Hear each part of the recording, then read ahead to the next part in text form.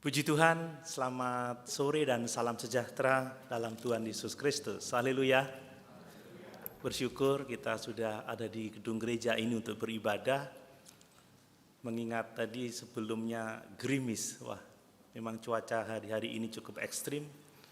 Tapi bersyukur kita setia beribadah kepada Tuhan. Amin. Mari kita bersama-sama membaca lagi di dalam kitab Kisah Para Rasul. Kita akan berbincang secara khusus dari ayat 37 dan ayat 38. Kisah Para Rasul 2 ayat 37 dan 38.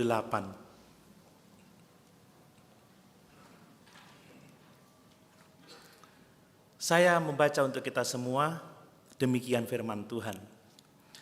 Ketika mereka mendengar hal itu, hati mereka sangat terharu. Lalu mereka bertanya kepada Petrus dan rasul-rasul yang lain, "Apakah yang harus kami perbuat, saudara-saudara?" Jawab Petrus kepada mereka, "Bertobatlah dan hendaklah kamu masing-masing memberi dirimu dibaptis dalam nama Yesus Kristus untuk pengampunan dosamu, maka kamu akan menerima karunia Roh Kudus." Haleluya, puji Tuhan. Melalui ayat-ayat ini kita akan berbicara tentang bagaimana sih kita bisa mendapatkan pengampunan dari Allah. Bapak Ibu, saudara yang dikasihi oleh Tuhan, berbicara tentang pengampunan dari Allah, maka kebutuhan terbesar kita dalam hidup ini dari semua kebutuhan yang mungkin kita rasakan adalah pengampunan dosa. Amin. Pengampunan dosa lebih penting daripada kebutuhan-kebutuhan yang lain yang mungkin kita perlukan dalam hidup ini. Ingat Tuhan Yesus pernah berkata, "Apa artinya kamu memiliki seluruh isi dunia ini kalau jiwamu binasa?" Maka kebutuhan dasar bagi setiap manusia yang pertama-tama haruslah pengampunan dari Tuhan, haruslah keselamatan, haruslah beroleh persekutuan dengan Dia, dan di atas dasar keselamatan itu kita akan memenuhi kebutuhan-kebutuhan yang lain. Yesus sekali lagi mengatakan, apa artinya semua kebutuhan kita terpenuhi dalam dunia ini, tetapi kita tidak mengalami pengampunan dari Tuhan. Maka semua yang kita miliki itu menjadi percuma, menjadi sia-sia. Mari dalam hidup ini kita mau belajar dengan sungguh-sungguh tentang bagaimana kita bisa mendapatkan pengampunan yang sejati yang datangnya dari Tuhan. Sehingga apapun yang terjadi dengan hidup ini, kita akan selalu baik-baik saja sebab kita sudah memiliki hidup yang kekal. Amin. Itu sesuatu yang penting. Nah, banyak orang yang keliru berpikir bahwa kebutuhan utama hidupnya adalah uang, kekayaan atau harta benda.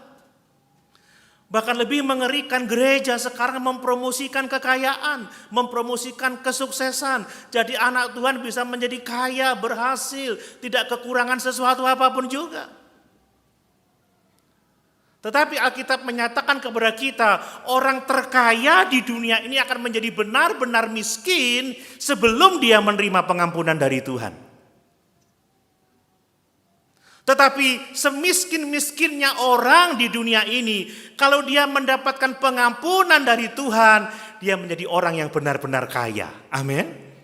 Sebab Yesus mengatakan bahwa kekayaan yang sesungguhnya, harta yang sesungguhnya bukan yang kita punya di dunia ini. Sebab ngengat dan karat bisa merusakkannya. Harta dunia akan binasa, tetapi harta dalam kerajaan surga akan tinggal tetap untuk selama-lamanya. Itulah keselamatan jiwa kita. Paulus mengatakan di dalam Efesus pasal yang ketiga bahwa di dalam Kristus kita telah menerima seluruh berkat rohani yang tersimpan di dalam surga. Jadi orang sekaya-kayanya di dunia ini, kalau belum diselamatkan, maka dia orang yang paling miskin di alam semesta ini. Tetapi mungkin kita miskin, mungkin kita sederhana, kita biasa-biasa saja. Tapi kalau kita telah diampuni, kita telah menerima keselamatan di dalam Yesus, kita adalah orang-orang yang kaya di hadapan Tuhan. Amin. Itu sangat penting pengampunan itu. Nah, banyak orang juga keliru berpikir bahwa kebutuhan terbesar dari hidupnya adalah kesenangan, kegembiraan. Ya, orang mengejar kesenangan. Seperti minggu lalu saya sampaikan bahwa kesenangan yang sejati hanya didapat di dalam persekutuan dengan Tuhan. Kalau kita memandang Tuhan dan menyadari bahwa Yesus ada bersama-sama dengan kita. Kalau kita hidup dalam kekudusan. Kalau kita memiliki kepastian akan kebangkitan dari antara orang mati. Nah, dunia berpikir bahwa kesenangan dunia ini adalah kebutuhan terbesar mereka. Tetapi Yesus mengatakan kepada kita bahwa orang yang hidup paling senang di dunia ini seperti dalam perumpamaan orang kaya dan Lazarus. Tanpa keselamatan, tanpa pengampunan dari Allah, setelah kematian mereka menjadi orang yang sangat-sangat menderita. Tetapi Lazarus, sekalipun dia tidak mendapatkan kesenangan dalam hidup ini, karena dia sudah beroleh pengampunan dari Allah Bapa, pengampunan dari Tuhan, apa yang kita lihat, dia menjadi orang yang paling bahagia karena dia menerima kehidupan yang kekal bersama-sama dengan Tuhan. Amin. Mari Bapak Ibu, jangan kita salah berpikir bahwa kebutuhan terbesar kita adalah uang, harta kekayaan. Ingat, semua tidak ada artinya kalau kita binasa. Tanpa pengampunan dari Allah, kita akan mengalami penghukuman kekal untuk selama-lamanya. Jangan salah berpikir kita mengejar kesenangan-kesenangan di tempat-tempat yang salah di dunia ini. Saudara, orang yang hidupnya paling senang di dunia ini karena kesenangan dunia, tanpa pengampunan dosa, dia akan menjadi orang yang paling menderita di kekekalan. Tetapi mungkin di dunia ini karena iman kita menderita, karena iman kita mengalami berbagai macam pergumulan, tapi kelak kita akan mengalami sukacita bahagia di dalam kerajaan sorga. Amin. Itu penting. Jadi pengampunan dosa itu adalah kebutuhan terbesar kita. Persekutuan yang benar dengan Allah adalah kebutuhan terbesar kita. Itu yang harus kita miliki. Itu yang harus kita perjuangkan dan kita pertahankan dalam persekutuan kita dengan Tuhan. Nah, saudara, terlepas dari realita bahwa pengampunan itu adalah kebutuhan terbesar kita, saya berpikir jarang orang yang bertanya tentang bagaimana aku dapat mengalami pengampunan yang sejati itu. Rupanya pertanyaan tentang tentang bagaimana kita dapat diampuni itu bukan pertanyaan yang penting bagi orang zaman sekarang. Orang sekarang itu kalau bertanya gimana saya bisa mengatasi pergumulan ini, gimana saya bisa sukses dengan pendidikan saya, gimana saya bisa sukses dengan pekerjaan saya, gimana saya bisa senang dalam hidup ini. Ya, siapa yang gak mau senang? Tetapi lebih penting dari itu adalah bagaimana saya menerima pengampunan dari Tuhan, bagaimana saya memiliki hubungan yang benar dengan Dia. Jarang orang yang mempertanyakan seperti itu. Bahkan gereja-gereja sudah mulai tidak mengkhotbahkan tentang Injil yang benar. Tidak mengkhotbahkan tentang pertobatan, tentang pengampunan. Saya diperteguh oleh firman Tuhan bahwa hanya Roh Kudus yang bisa membuat kita insaf, yang bisa membuat kita sadar betapa pentingnya pengampunan dosa itu. Amin. Nah, sebagai orang-orang percaya kita harus tahu persis apa yang Alkitab katakan tentang bagaimana kita bisa mendapatkan pengampunan dosa supaya kita bisa menjadi saksi-saksi yang berguna bagi kemuliaan Tuhan. Bapak Ibu, dunia penuh dengan kegelisahan, dunia penuh dengan penderitaan. Orang berpikir bahwa uanglah yang terutama, orang berpikir bahwa kesenanganlah yang utama, tetapi Alkitab mengajar kepada kita Tuhanlah yang terutama. Ingat Tuhan Yesus pernah berkata, cari dulu kerajaan Allah serta kebenarannya, maka semuanya akan ditambahkan kepadamu. Kita tidak perlu khawatir tentang apapun juga, tentang kebutuhan hidup kita, tentang kebutuhan makan kita, pakai kita, tempat tinggal kita, sebab Tuhan menyediakan itu bagi orang-orang yang dikasihinya. Itu sebabnya jangan gagal fokus. Utamakan Tuhan, bangun relasi yang benar dengan Tuhan. Alami pengampunan yang sejati itu. Alami persekutuan yang benar dengan Tuhan. Alami hidup di dalam hadirat Tuhan setiap saat dalam hidup kita. Supaya damai sejahtera itu ada dan kita mengalami berkat-berkat Tuhan. Dan mungkin sekalipun kita diizinkan mengalami berbagai-bagai macam pergumulan, kita punya kepastian keselamatan. Amin. Kita punya dasar yang kuat untuk kebangkitan dari antara orang mati. Seperti yang saya sampaikan minggu yang lalu. Nah, kalau kita membaca bagian teks ini saudara. Ya, 2 minggu yang lalu kita telah belajar bagaimana para pendengar Petrus, orang-orang yang mendengarkan khotbah Petrus pada hari Pentakosta itu, mereka menjadi terharu karena khotbah Petrus dan mereka bertanya, apa yang harus kami perbuat saudara-saudaraku? Saya percaya Roh Kudus telah membuka mata hati mereka, Roh Kudus telah menjamah mereka sehingga mereka menyadari keberdosaan mereka. Bukankah Petrus telah mengatakan, sesungguhnya yang kamu salibkan itu tidak lain adalah Mesias, Kristus yang diurapi. Lalu mereka begitu sangat sedih, terharu. Mereka sadar akan keberdosaan mereka dan mereka bertanya, apa yang harus kami perbuat saudara-saudara? Dan jawaban Petrus, bertobatlah dan berilah dirimu masing-masing dibaptis dalam nama Tuhan Yesus untuk menerima pengampunan dosamu, maka kamu akan menerima karunia Roh Kudus. Jawaban Petrus menjadi jawaban yang terbesar yang mereka butuhkan pada waktu itu. Sebab semua orang saleh yang berkumpul di Yerusalem untuk merayakan Paskah, mereka membutuhkan pengampunan dari Tuhan. Dan sungguh luar biasa, saat itu 3.000 orang percaya, 3.000 orang diselamatkan, 3.000 orang menerima pengampunan dosa, dan mereka menjadi pengikut Kristus. Amin. Bagaimana cara kita mendapat pengampunan dosa? Petrus mengatakan, bertobatlah dan berilah dirimu masing-masing dibaptis dalam Tuhan Yesus untuk pengampunan dosamu, maka kamu akan menerima karunia Roh Kudus. Mari saudara kita bersama-sama memperhatikan ayat yang ke-38 ini. Saudara, ternyata tidak mudah membaca satu ayat ini. Kita perlu berpikir secara teologis ketika kita membaca ayat ini untuk kita bisa memahami bagaimana sih caranya kita itu bisa mendapatkan pengampunan dosa. Kalau kita hanya membaca ayat ini saja saudara, kita mengabaikan ayat-ayat lain di dalam Alkitab, maka kesimpulan dari bagaimana kita bisa mendapat pengampunan dosa adalah bertobat dan dibaptis. Iya kan? Jelas ini, semua orang pasti menyimpulkan, apa yang harus kami perbuat saudara-saudara untuk mengalami pengampunan dosa karena kami telah membunuh Mesias itu? Bertobat dan dibaptis.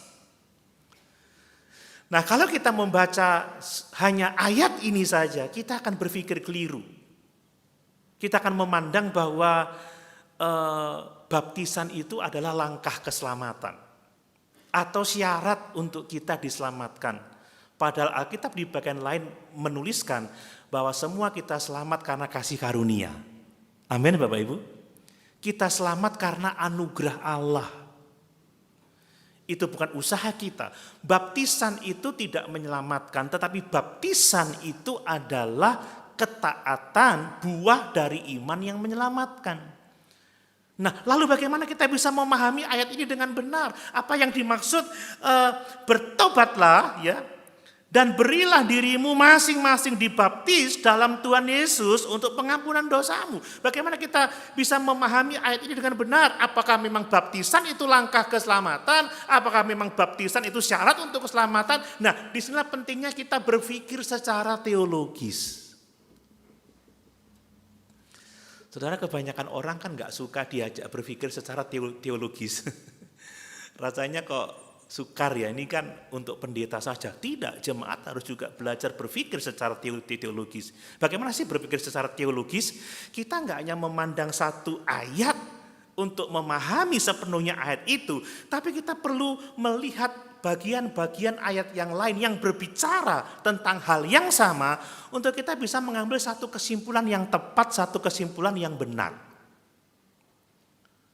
Nah, saya membaca di dalam kitab Kisah Para Rasul saja, ya, ada banyak ayat yang berbicara tentang pengampunan dosa, tetapi tidak menyertakan baptisan, saudara.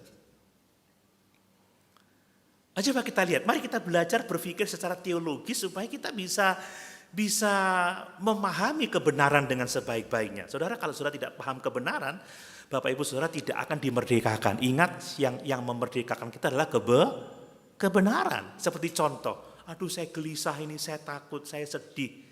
Karena saya tahu bahwa Allah menyertai saya tidak sedih lagi, saya tidak gelisah lagi.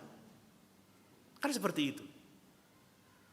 Saat menghadapi kematian, waduh gimana ya nanti apa yang terjadi ya. Tapi kalau kita mengenal kebenaran bahwa orang yang percaya itu dibawa ke hadirat Allah saat meninggal dunia, kita akan mengalami ketenangan dalam hidup ini. Amin. Kebenaran itu yang akan memerdekakan kita. Nah, saya ingin kita semua bisa mengenal kebenaran dengan baik. Setidaknya kita bisa berpikir secara teologis. Untuk memahami ayat 38 supaya tidak keliru, kita perlu membaca ayat-ayat lain yang berkaitan dengan pokok yang sama. Ini pekerjaan kami para pendeta, para teolog, saudara. Kami tidak membuat kesimpulan sembarangan. Dari satu ayat bisa ngomong dan lain sebagainya. Tidak bisa. Satu ayat harus dibandingkan dengan ayat-ayat yang lain untuk menarik sebuah sintesa, sebuah kesimpulan yang tepat. Sebab ada yang namanya keseimbangan dalam berteologi. Satu statement dengan 10 statement lebih berat yang mana? Yang 10 statement kan? Dan ini kita perlu mempelajari supaya kita tidak salah. Ada orang yang berpikir untuk selamat, kamu harus dibaptis, itu syarat keselamatan. Yang belum dibaptis kalau mati tidak masuk surga. Makanya ada baptisan ulang, kita lihat di KKR seperti itu, padahal sudah dibaptis sebelumnya. Saudara, baptisan itu hanya pengakuan eksternal dari apa yang terjadi dalam diri kita. Dibaptis itu adalah buah dari keselamatan, buah dari pengampunan, buah dari iman yang menyelamatkan. Nah, coba kita lihat bagian-bagian yang lain. Coba baca Kisah Rasul pasal 3 ayat yang ke-19. Di sini Petrus berbicara tentang penghapusan dosa. Dia tidak mengikut sertakan tentang baptisan, ya. Kisah 3 ayat 19. Karena itu sadarlah dan bertobatlah supaya dosamu dihapuskan. Satu, saudara. Ini saya tidak mengungkapkan semuanya. Tapi kemudian lihat di pasal 5 ayat 31. Pasal 5 ayat 31. Coba ditayangkan di slide-nya. Pasal 5 ayat 31. Perhatikan. Dialah yang telah ditinggikan oleh Allah sendiri dengan tangan kanannya menjadi pemimpin dan juru selamat supaya apa? Supaya Israel dapat bertobat dan menerima pengampunan dosa. Sudah dua bagian yang berbicara tentang penghapusan dosa, pengampunan dosa, tapi tidak melibatkan baptisan. Tidak apa-apa ya kita belajar berpikir secara teologis. Jangan dianggap ini hanya untuk yang muda-muda. Tidak, yang senior juga perlu belajar ini untuk melatih kemampuan kita berpikir. Amin.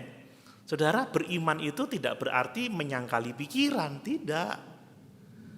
Kita terus mengasah pikiran kita supaya kita memahami kebenaran. Ada sudah 2 ayat di Kisah Para Rasul saja. Coba lihat lagi di dalam Kisah Rasul 10 ayat 43. Apa yang Petrus katakan di situ? Ini yang ngomong sama-sama Petrus. Kisah Rasul 10 ayat 43. Perhatikan. Tentang dialah semua nabi bersaksi bahwa barang siapa percaya kepadanya, ia akan mendapat pengampunan dosa oleh karena namanya. Tadi 2 kali atau 3 kali bicara tentang pertobatan, dan baptisan, kemudian pertobatan saja, kemudian pertobatan saja. Dan di pasal 10 ayat 43, Petrus bicara soal percaya kepadanya. Nah, bagaimana nanti kita bisa belajar menarik satu kesimpulan? Ya, pasal 2 ayat 38, bertobat dan dibaptis, kemudian pasal 3:19 bertobat, kemudian pasal 5 ayat 31 bertobat, pasal 10 ayat 43 itu percaya. Jadi pengampunan dosa dikaitkan dengan bertobat dan baptisan, kemudian bertobat dan percaya.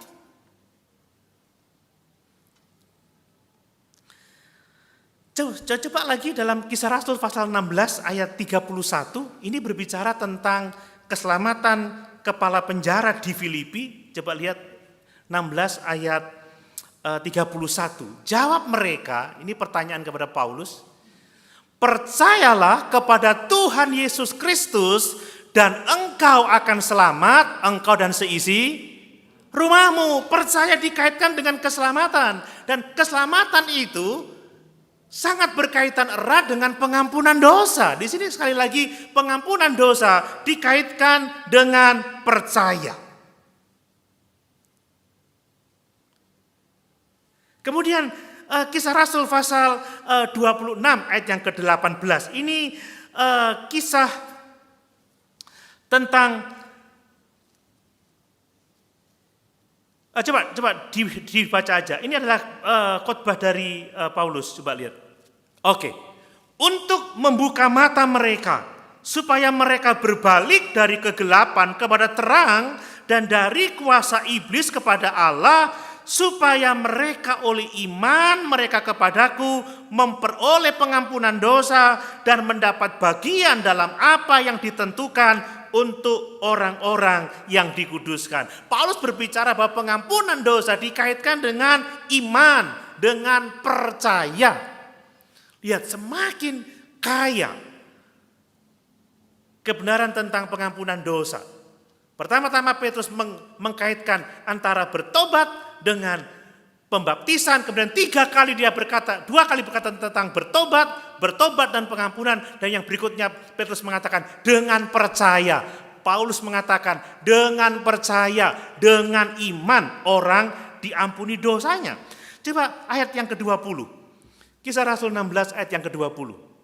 Ya, tetapi mula-mula aku memberitakan kepada orang-orang Yahudi di Damsyik, di Yerusalem dan di seluruh tanah Yudea, dan juga kepada bangsa-bangsa lain, bahwa mereka harus bertobat dan berbalik kepada Allah serta melakukan pekerjaan-pekerjaan yang sesuai dengan pertobatan itu. Paulus yang berikutnya setelah ngomong percaya dan iman, dia mengaitkan pengampunan dosa dengan pertobatan. Lalu bagaimana kita memahami Kisah Rasul pasal 2 ayat yang ke-13? Bapak Ibu, kita harus belajar untuk mengetahui hubungan antara bertobat dan baptisan. Saudara, bagi para rasul, baptisan itu adalah sesuatu yang alami bagi orang-orang yang bertobat. Karena pada waktu itu, saudara, orang yang percaya, orang yang bertobat itu langsung dibaptis. Ini supaya kita tidak bingung, kita lihat konteks dalam Kisah Para Rasul. Lihat, 3.000 orang itu percaya hari itu, tidak disidi dulu, langsung dibaptis. Setelah mereka dibaptis, mereka baru belajar kebenaran. Tapi sekarang kan dibalik ya, belajar dulu, baru dibaptis. Kalau dulu bertobat, percaya, dibaptis, baru belajar. Coba lihat di dalam Matius pasal 28 ayat 19. Tetapi pergilah, jadikanlah semua bangsa muridku. Percaya dulu, bertobat dulu, jadi murid dulu, baru baptislah mereka dalam nama Bapa, Anak, dan Roh. Dan berikutnya ajarlah.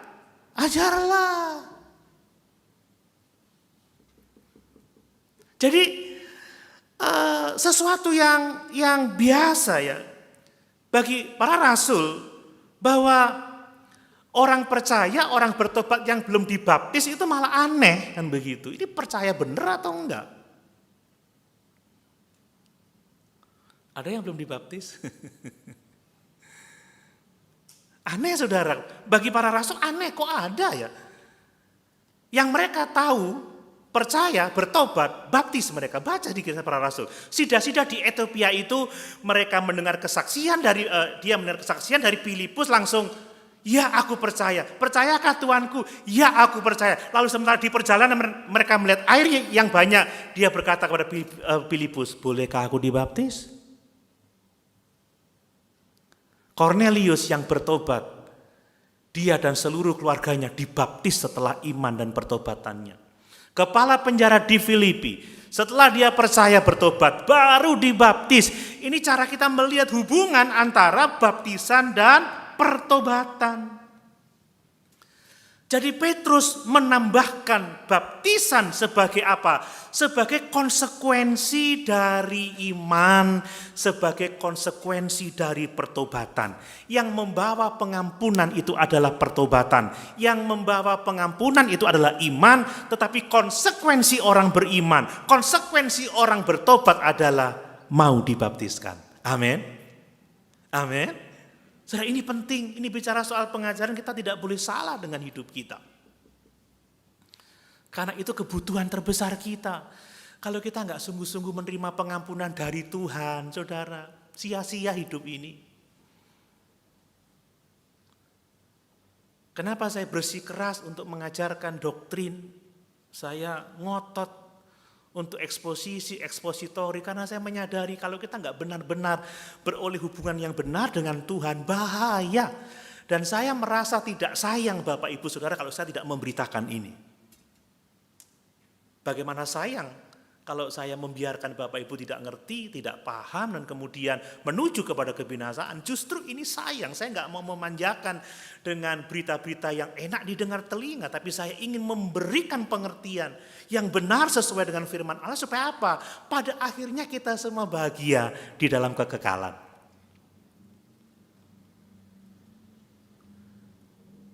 Lihat pujian lama itu. Apa artinya hidup ini tanpa Yesus? Hai nyanyi. Ku miliki.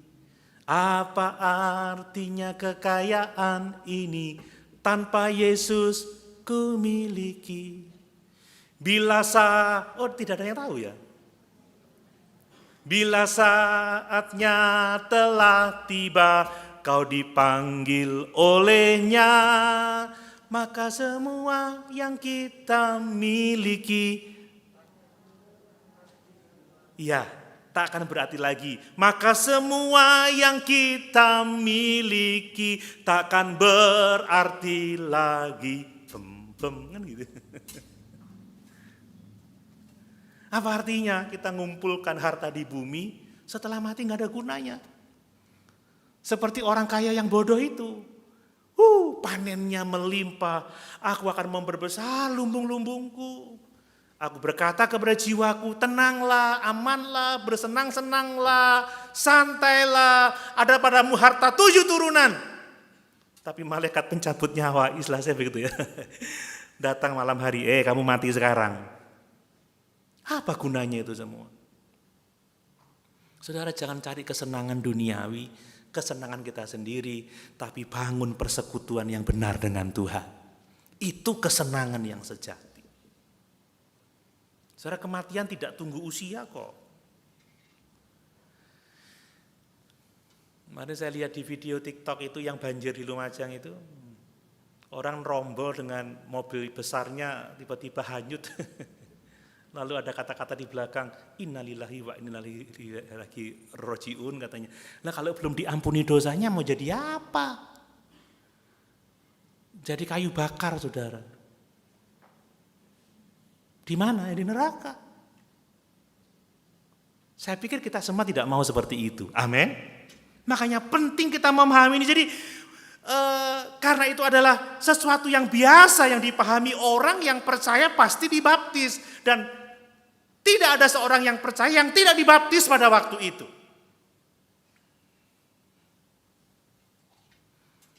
Jadi sekali lagi, pertobatanlah yang membawa kepada pengampunan dosa. Imanlah yang membawa pengampunan dosa. Iman dan pertobatan tidak dapat dipisahkan satu dengan yang lain. Iman tanpa pertobatan mati, pertobatan tanpa iman, iman kepada siapa? Tidak mendatangkan keselamatan. Iman dan pertobatanlah yang menuntun kepada pengampunan dosa. Dan baptisan adalah pengakuan publik tentang apa yang terjadi dalam kehidupan kita. Pengakuan publik dari apa yang terjadi dalam manusia batiniah kita, bahwa kita telah percaya, kita telah bertobat dan beroleh pengampunan dari Tuhan. Saya mau menegaskan, coba kita baca coba Kisah Rasul pasal 10, kita baca ayat 43, Kisah Rasul pasal 10 ayat 43. Ya, tentang dialah semua nabi bersaksi, ya, bahwa barang siapa percaya kepadanya, ia akan mendapat pengampunan dosa oleh karena namanya, karena percaya. Ayat 44. Ketika Petrus sedang berkata demikian, turunlah Roh Kudus ke atas semua orang yang mendengarkan pemberitaan itu. Saya mau tanya, Roh Kudus turun tunggu dibaptis atau setelah percaya? Halo? Setelah percaya. Nah, kita juga membaca tadi di Kisah Rasul pasal 2 ayat 48 bahwa pertobatan juga berkaitan dengan karunia Roh Kudus. Dalam kasus ini di keluarga Kornelius, mereka percaya, mereka menerima karunia Roh Kudus. Coba kita baca ayat 45. Dan semua orang percaya dari golongan bersunat yang menyertai Petrus tercengang-cengang karena melihat bahwa karunia Roh Kudus dicurahkan ke atas bangsa-bangsa lain juga. Sebab mereka mendengar orang-orang itu berkata-kata dalam bahasa roh dan memuliakan Allah. Lalu kata Petrus, ayat 47, bolehkah orang mencegah untuk membaptis orang-orang ini dengan air, sedangkan mereka telah menerima Roh Kudus sama seperti kita? Lalu ia menyuruh mereka dibaptis dalam nama Yesus Kristus. Kemudian mereka kemudian mereka meminta Petrus supaya ia tinggal beberapa hari lagi bersama-sama dengan dia. Ini hubungan antara baptisan dengan pertobatan, baptisan dengan iman, baptisan dengan karunia Roh Kudus. Jadi Kisah Rasul pasal 2 ayat 38, Petrus tidak sedang berbicara tentang urutan. Bukan. Dia berbicara konsekuensi dari orang beriman itu memberi diri dibaptis sebagai bukti ketaatan dari keselamatannya. Tapi soal urutan ada di ayat yang ke-10 ini, di pasal 10 ayat 43 sampai 48. Orang mendengar Injil dulu, orang percaya, orang bertobat, karena percaya dan bertobat tidak dapat dipisahkan, baru orang menerima Roh Kudus. Setelah menerima karunia Roh Kudus, baru mereka dibaptis. Baru mereka dibaptis. Saudara, ini luar biasa. Coba kita baca lagi di dalam Kisah Rasul pasal 2 ayat 38. Ya, Kisah Rasul pasal 2 ayat 38. Saya mau memberi kesimpulan tentang ayat itu. Tolong slide-nya. Bertobatlah dan hendaklah kamu masing-masing memberi dirimu dibaptis dalam nama Yesus Kristus untuk pengampunan dosamu, maka kamu akan menerima karunia Roh Kudus. Jadi, saudara, pertobatan dan baptisan itu adalah satu paket, saudara. Baptisan itu sebagai buah dari pertobatan. Baptisan harus mengikuti segera setelah pertobatan, setelah iman. Sebagai apa? Sebagai bukti ketaatan kepada Tuhan Yesus Kristus. Sebab Yesus berkata dalam amanat agungnya, pergi, jadikan semua bangsa muridku, baptiskan mereka. Jadi murid dulu, saudara, murid dulu, percaya dulu, bertobat dulu, baru dibaptis. Setelah dibaptis baru bertumbuh di dalam pengenalan akan kebenaran. Bapak Ibu, pertobatanlah yang menuntun kepada pengampunan dosa. Amin. Saudara jangan berpikir pokoknya aku sudah dibaptis, aku pasti selamat. Enggak. Saudara perlu bertobat. Saudara perlu percaya yang sungguh-sungguh. Pertobatan itu adalah karunia Roh Kudus. Sebab tanpa iman, tanpa karunia Roh Kudus, kita enggak bisa bertobat. Tetapi setelah kita dikarunia pertobatan, kita harus hidup di dalam pertobatan. Kita harus berbuah-buahkan dalam pertobatan. Sudah dibaptis, tapi tetap aja dalam dosa, tetap aja nggak bertobat, imannya udah nggak jelas, ngalor ngidul kata orang Jawa, tetap nggak menerima pengampunan dosa. Hanya dengan bertobat dan percaya, saudara, kita akan menerima pengampunan dosa. Amin. Dan orang yang bertobat, orang yang percaya, dia harus memberi diri dibaptis sebagai bukti ketaatannya kepada perintah Tuhan dan Juru Selamat kita, Yesus Kristus. Mari, saudara, saya mengajak kita melihat lagi di dalam Kisah Rasul pasal 2 ayat 37 sampai 38. Ada beberapa hal yang perlu saya tegaskan di sana, saudara. Bahwa pertobatan itu harus pertama-tama didasarkan pada pengenalan akan Tuhan dan Juru Selamat kita, Yesus Kristus. Ya, ini menjadi sangat penting, saudara ya. Coba kita baca di ayat yang ke-36 dari Kisah Rasul pasal 2 ayat 36. Jadi seluruh kaum Israel harus tahu dengan pasti bahwa Allah telah membuat Yesus yang kamu salibkan itu menjadi Tuhan dan Kristus. Pertobatan itu apa sih artinya? Bertobat itu artinya berbalik dari dosa untuk hidup melayani Yesus yang adalah Tuhan dan Kristus. Makanya kita perlu memiliki pengenalan yang benar tentang siapa Yesus itu. Kita harus tahu bahwa dia adalah firman yang menjelma menjadi manusia. Dia adalah juru selamat umat manusia. Dialah anak domba Paskah yang disembelih untuk memikul dosa-dosa kita. Hanya dengan mengenal kebenaran tentang Yesus, maka pertobatan kita akan solid, saudara. Ya, ada orang yang bertobat bukan karena Yesus itu Tuhan, Yesus itu juru selamat. Tetapi karena Yesus itu dianggap seperti jin Aladin, jinnya Aladin yang bisa memberikan semua permintaannya, paling tidak 3 permintaan lah, begitu. Kalau seperti itu bukan pertobatan yang sejati. Saudara, ingat bahwa Injil adalah kekuatan Allah yang menyelamatkan setiap orang yang percaya. Apa itu inti Injil? Yang pertama, semua kita adalah orang berdosa. Tidak ada yang benar, seorang pun tidak. Saudara, kita tidak sanggup menyelamatkan diri kita dengan perbuatan baik kita, dengan usaha kita. Injil menyebutkan bahwa manusia itu manusia celaka yang harus dihukum kekal di dalam neraka. Dan kemudian Allah memberikan tawaran yang sangat luar biasa indah. Bahwa barang siapa yang percaya kepada Yesus yang mati disalibkan, yang dikuburkan, yang dibangkitkan pada hari yang ketiga, yang naik ke surga, yang memberi Roh Kudus, dan yang akan datang kembali.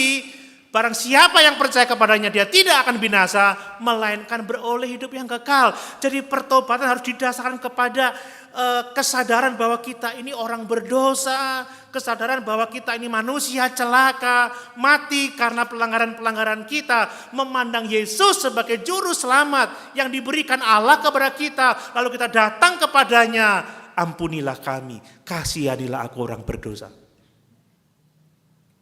Aku berbalik dari kehidupan lamaku dan aku akan melayani engkau saja. Tanpa pertobatan yang seperti itu, kita tidak akan benar-benar mengalami pengampunan dosa. Tadi pagi saya khotbahkan, mengapa sih Yudas Iskariot itu kok mengkhianati Yesus? Ada banyak spekulasi jawaban yang diberikan, tetapi saya melihat mengapa Yudas Iskariot itu mengkhianati Yesus? Karena dia tidak sungguh-sungguh bertobat, saudara. Ingat, bertobat dan percaya tidak dapat dipisahkan. Itu sekeping uang dengan dua muka. Ada teolog yang mengatakan pertobatan dan iman itu lahir secara bersama-sama. Selagi kita menjadi orang Kristen, maka dua hal ini penting. Bertobat, percaya, bertobat. Dua hal itu tidak dapat dipisahkan. Dan pertobatan harus mengenal Yesus, dialah Mesias, mengenal keberdosaan kita, dan kita bertobat karena kita membutuhkan pengampunan dosa. Amin. Ada banyak orang yang datang kepada Yesus karena ingin kaya loh. Karena ngelihat mujizat. Karena ingin sukses. Tidak karena menyadari keberdosaannya, tidak karena menyesali dosa-dosanya. Jadi secara intelektual, orang yang bertobat itu mengenal keberdosaannya dan memahami Yesus itu sebagai Tuhan dan satu-satunya juru selamat.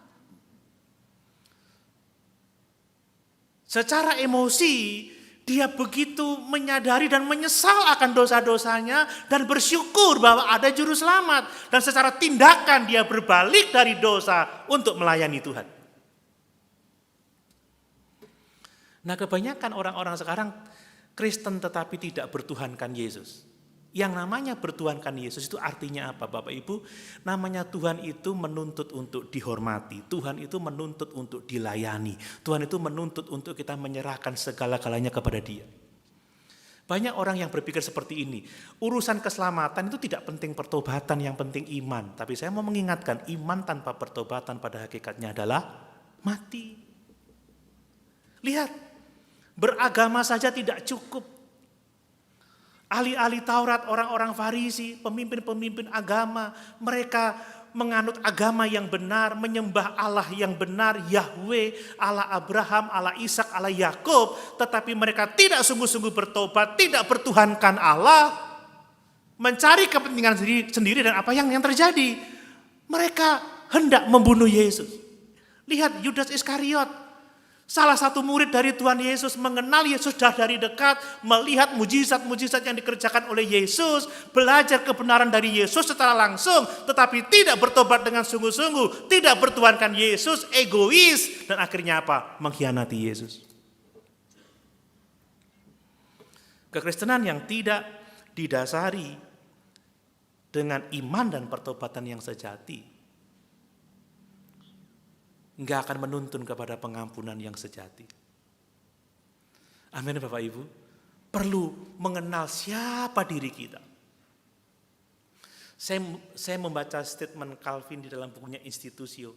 Hal yang penting adalah mengenal Allah yang benar, mengenal Yesus sebagai satu-satunya juru selamat, dan mengenal siapa diri kita. Sehingga kita merendahkan diri, kita tunduk, takluk. Kita bertuhankan Dia, itu yang menuntun kepada keselamatan jiwa kita. Pertanyaannya, apakah kita sungguh-sungguh bertobat? Apakah kita sungguh-sungguh percaya karena mengenal Yesus, mengenal keberadaan kita, dan kita datang untuk pengampunan dosa? Atau motivasi kita salah karena hal-hal yang lain? Saudara, kita datang ke gereja karena apa? Kita telah menerima pengampunan dosa. Di sini kita menyembah Dia, kita mengucap syukur, kita memuji Dia, kita bertumbuh dalam pengenalan akan Dia, kita melayani Dia. That's all. Kita berhutang segala sesuatu kepada Tuhan. Kita tidak sedang datang untuk berencana membuat list yang panjang-panjang. Ini saya butuh ini, saya butuh ini, saya mau begini, saya mau begitu Tuhan. Tidak, tapi kita datang ke sini. Terima kasih Tuhan, Engkau sudah mengaruniakan kehidupan yang kekal kepada saya. Amin. Kami menyembahmu, kami memujimu, kami menghormatimu, kami mendengar suaramu, kami mentaati firmanmu, kami melayanimu. Ini saudara yang sesungguhnya. Kita ini berhutang segala sesuatu kepada Tuhan. Kita ini berhutang ucapan syukur, kita ini berhutang terima kasih, berhutang ketaatan, berhutang ibadah, berhutang pelayanan kepada Tuhan. Banyak orang yang berpikir kalau ke gereja karena butuh sesuatu. Tidak, karena kita telah menerima segala sesuatu. Kita berkumpul untuk menyembah Tuhan. Kita berkumpul untuk firman-Nya. Seperti gereja mula-mula, tiap-tiap hari mereka bertekun dalam pengajaran rasul-rasul. Bertekun dalam persekutuan, bertekun dalam doa, bertekun dalam memecahkan roti dan saling melayani. Kalau ini yang kita lakukan, kita akan melihat Tuhan menambahkan jiwa-jiwa baru ke dalam persekutuan kita. Amin. Amin. Ini penting. Jadi pertobatan harus fokus kepada pengenalan akan Tuhan dan diri kita sendiri. Kemudian yang berikutnya, bahwa pertobatan itu sifatnya pribadi, bukan borongan. Bukan rame-rame. Ya. Saudara, ini tanggung jawab kita pribadi kepada Tuhan. Coba lihat ayat yang ke-38 lagi. Jawab Petrus kepada mereka, bertobatlah dan hendaklah kamu masing-masing. Saudara, pertobatan sama sekali bukan bukan kesepakatan bersama, tetapi itu bicara tentang tanggung jawab pribadi kita kepada Tuhan. Kan seperti itu. Masing-masing. Saudara tidak perlu melihat ke kiri, ke kanan, tetapi bagaimana menyadari keberdosaan kita, mengenal Yesus dengan benar, dan taat kepadanya, memberi diri dibaptis. Sebagai bukti dari iman dan pertobatan kita. Itu sifatnya masing-masing. Saudara, istri tidak bisa gandol kepada suami untuk keselamatan jiwanya. Sebaliknya suami tidak berharap kepada istrinya untuk keselamatan jiwanya. Makanya kalau ke gereja, "Ma, ke gereja ya, titip salam buat Yesus."